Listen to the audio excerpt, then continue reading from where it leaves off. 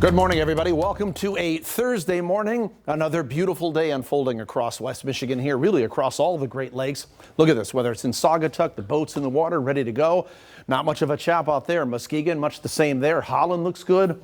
South Haven with a bug or some kind of creepy crawler going on there. Hopefully he's getting a little bit of sunshine. As we look at live Doppler radar, what you'll find is with the blue sky and the sunshine, we have nothing showing up on radar. It is conceivable that off here to the east, as we get into the late afternoon and the early evening hours, we see a couple of isolated showers or maybe a rumble of thunder crop up.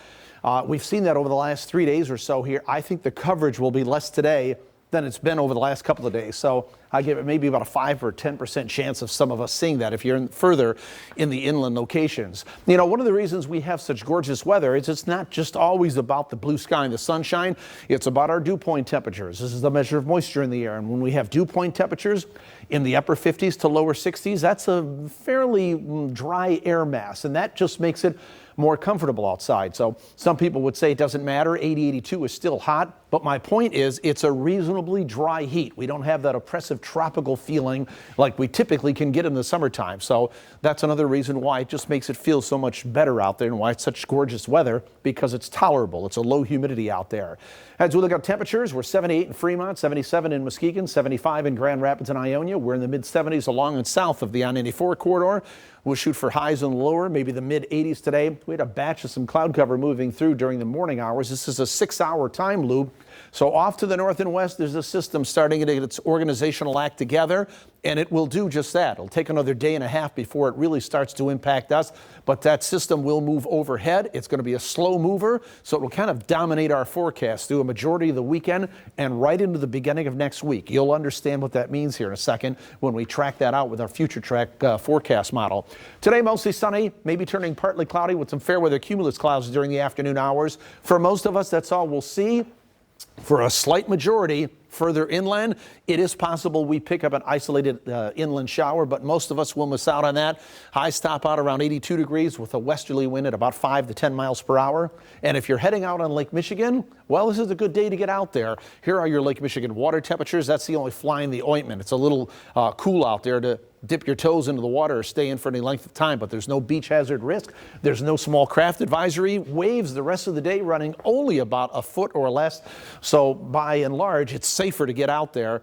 We'll have a west turning southwest wind out there at about 5 to 15 knots. So as we look at our forecast then and we go through the remainder of the afternoon, high pressure's in control.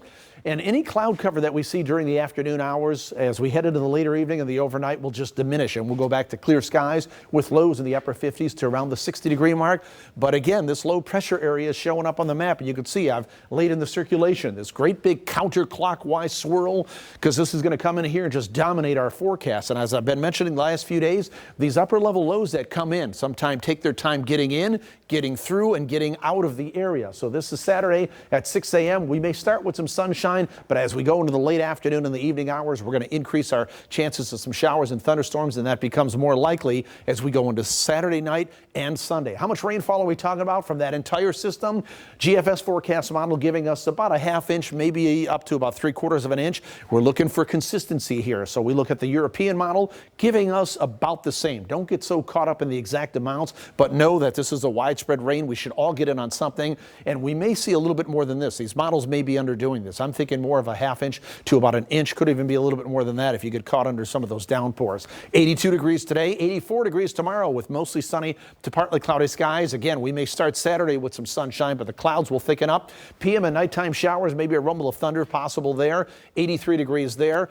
Off and on scattered showers and thunderstorms on Sunday, more of a widespread thing with highs around 77. We're still under the influence of that system early on Monday, and then we should kick that out of here as we get into Tuesday and Wednesday, but certainly comfortable highs and low relative humidities in the upper 70s to low 80s. Rob will have more coming up in the 11:30 half hour.